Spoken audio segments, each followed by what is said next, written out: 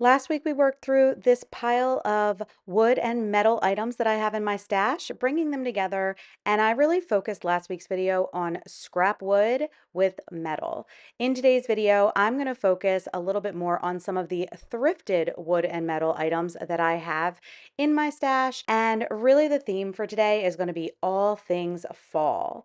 So, to get started, I have this wooden breadboard that I thrifted from the Goodwill. It was about $2. And I'm going to start with some Bonding Boss by Dixie Belle because of that text that's on the front. I sanded it back a little bit, but I sometimes find that doing this is much easier, especially when I am crafting early in the morning and I don't want to wake anybody with the power sander.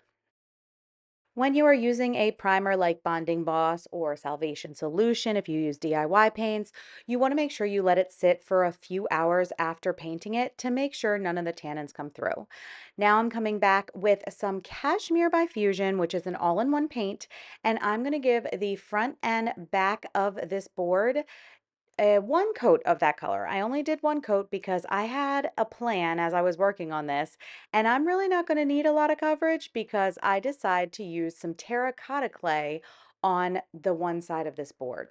When I was looking for some air dry clay last October, I found both wood clay and terracotta clay as well. And I was really curious to use this, but I had yet to use it the entire year. So now that we have it, I wanted to see if there was a way I could cover the board almost to create a terracotta clay style breadboard, I guess, and then embellish it a little bit with some IOD stamps. I did roll it out slightly. I had just a touch of cornstarch on my roller. And once I had it rolled out enough that I could cover some of the board with it, my plan was to cover the entire front of the board all the way up to the top of the handle with that terracotta clay.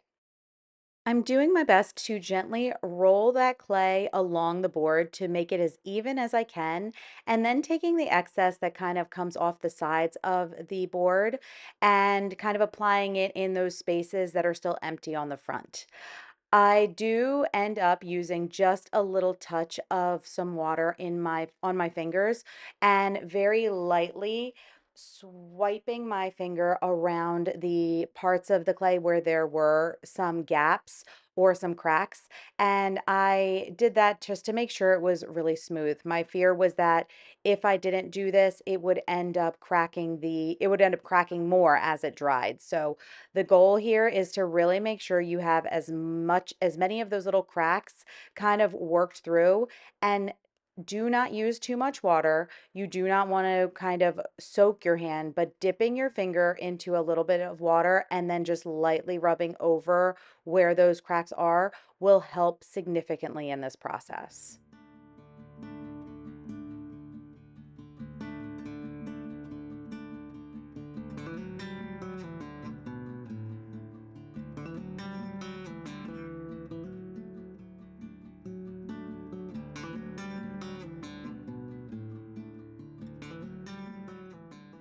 Now, I'm very new to using this type of clay, so I wanted to try to see what it would do if I just let it dry on its own. However, before I did that, I did want to make my impression into the clay while it was still wet. Otherwise, you would just be getting a stamp on top, and I really wanted that impression. I am using the Autumn Harvest, no, Fruitful Harvest stamp by IOD. And I'm grabbing just a few different pieces from that and positioning it onto my board to create those impressions. Once I do this, I actually set this outside and allowed it to dry. It was on my porch that is covered, but it was outside. I will tell you that I completely forgot about this item until I was getting ready to do this video voiceover.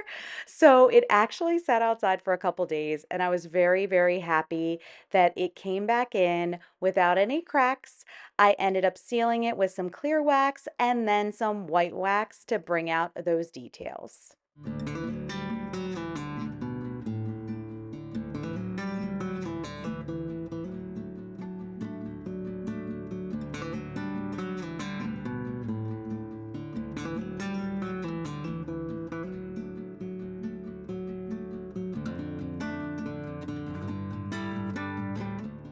I wanted to see how this terracotta clay would work using the IOD molds. One thing I'm not a huge fan of with this clay is how it turns my hands orange. I will tell you that getting that orange kind of stain or paint out of your hands is pretty easy. It came off with just some hand soap. But while I was working, it was really difficult because anything that my hands would touch after using this clay ended up getting some orange on it. I will say that probably in the future, if I'm going to be doing projects with this type of clay, I'm going to make sure that I'm sticking to just these projects all in one shot and saving other projects that I might be doing in between for another time when I don't have this clay in my hands. I'm going to be casting the Autumn Cottage Pumpkin mold right here that you see in front of you, as well as a sunflower mold from the Sunflower IOD mold. And I'm going to be adding them to a planter that I have already upcycled. It is a Dollar Tree planter, and it is metal, and it had a resin casting of one of the previous pumpkin molds. Once I have those two castings positioned where I think they will look best, I come back and I ended up casting a stem for my flower to place underneath the sunflower. What I couldn't figure out, and this is what ended up being a little bit where I had to get a little creative, is I felt as though if I put the stem right on under the flower, it wasn't going to look the way like a sunflower stem would look. Usually, it has kind of like a bulb underneath.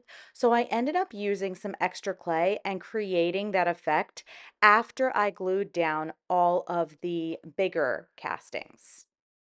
Now for this project, before it was set aside to dry, I did come in immediately and paint it with one coat of Tuscan Orange, which is a fusion all-in-one mineral paint.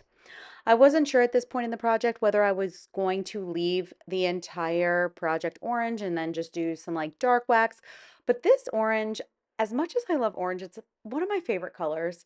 I cannot, I don't know, I can't get on board with this color as the main color in a home decor piece. I don't know why. It's just, I really love the terracotta and the more neutral oranges when I'm looking at something for my home. So once I was done with this, I let it dry overnight, and then I came back the next day and gave it a one really good coat of Queen Bee by DIY, and then did some wet distressing to bring back some of that Tuscan orange that was underneath. Once that paint had dried again, I sealed it with a clear coat. I think I used a polyacrylic sealer and a fat satin finish. And now I'm using some Sweet Pickins dark oil wax. I am outside for this because I am not a fan of the smell that this oil wax has.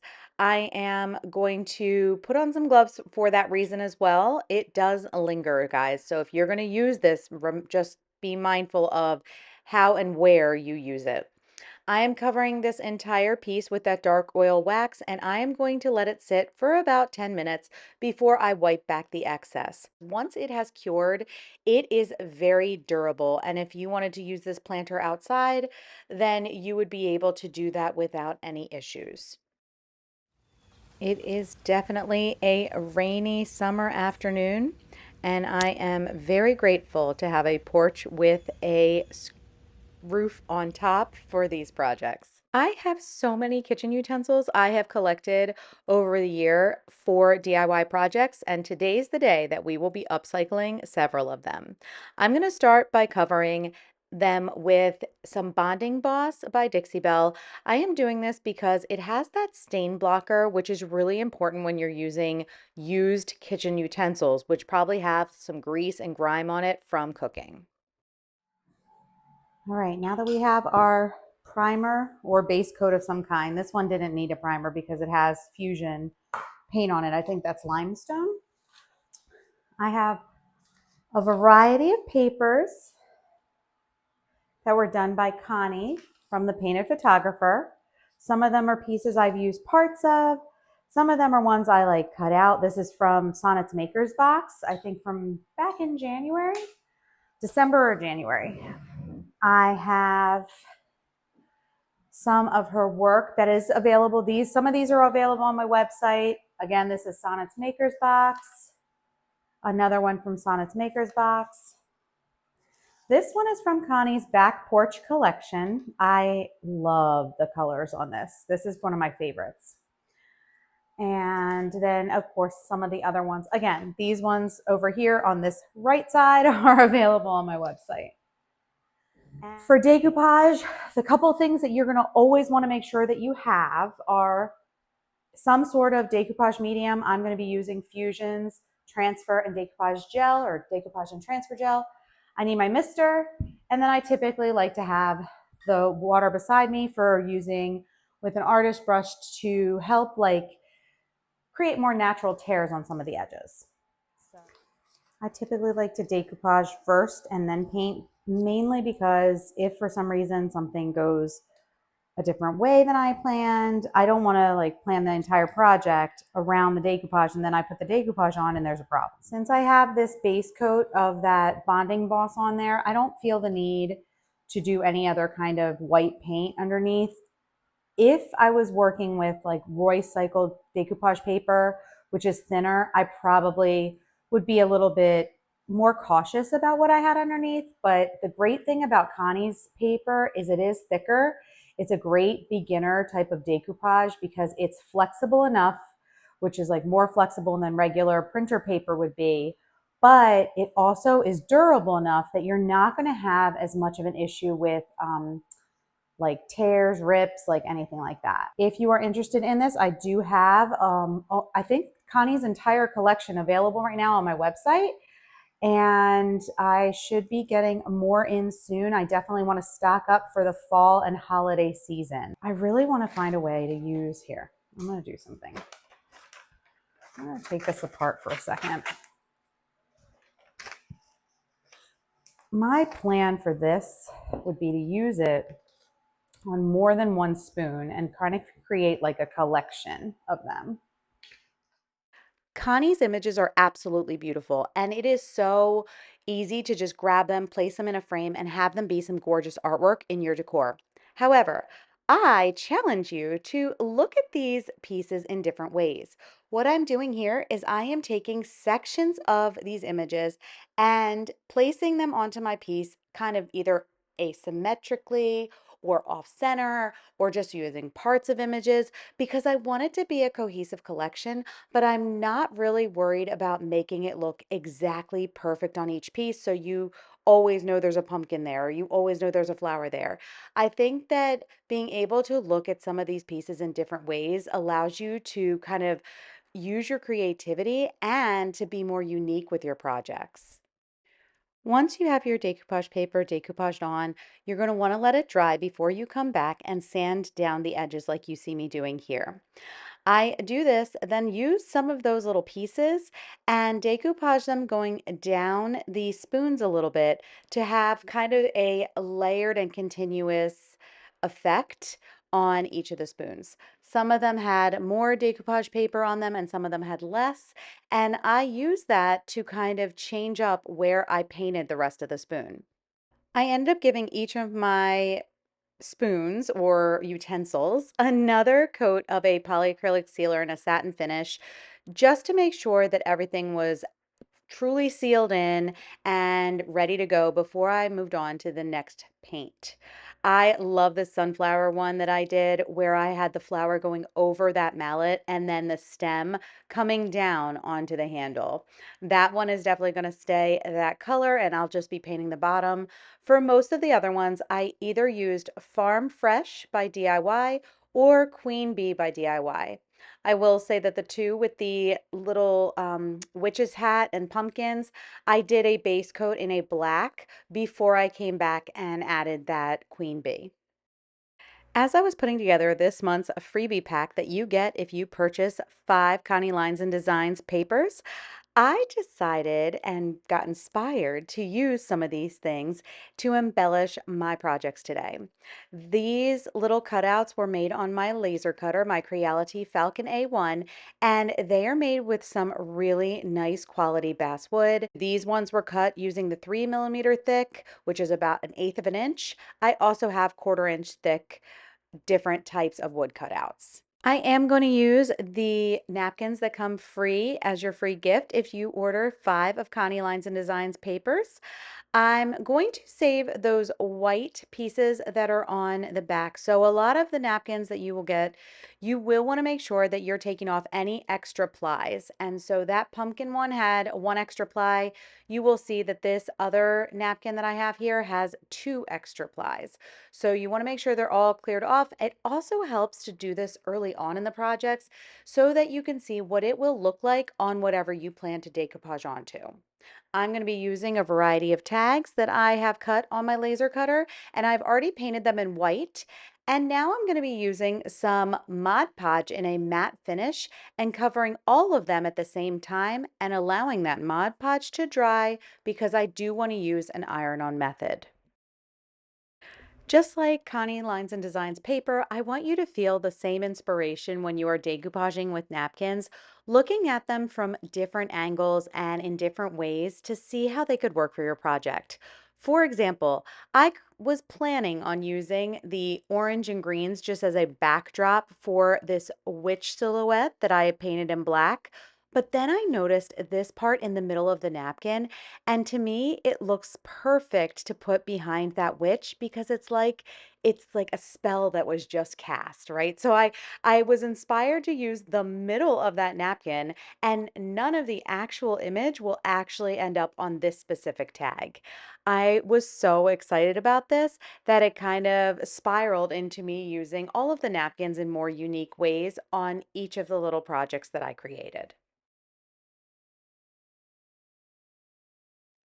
Here's another cool example. I took this part of the napkin where there would be orange on the top and green on the bottom, and I positioned it so it would be perfectly placed for the orange to be the top of the mushroom and the green to be the bottom of the mushroom on this cutout.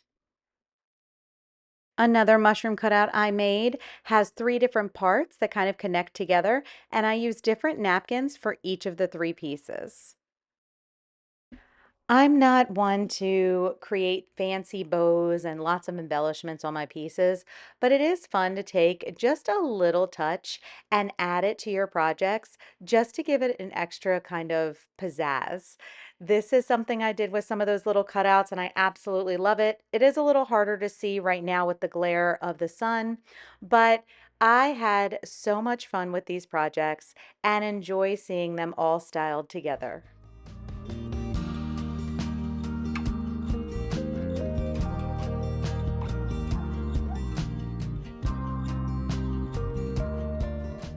I hope you have enjoyed today's video. Please let me know in the comments. Are you decorating for fall yet or prepping for fall yet?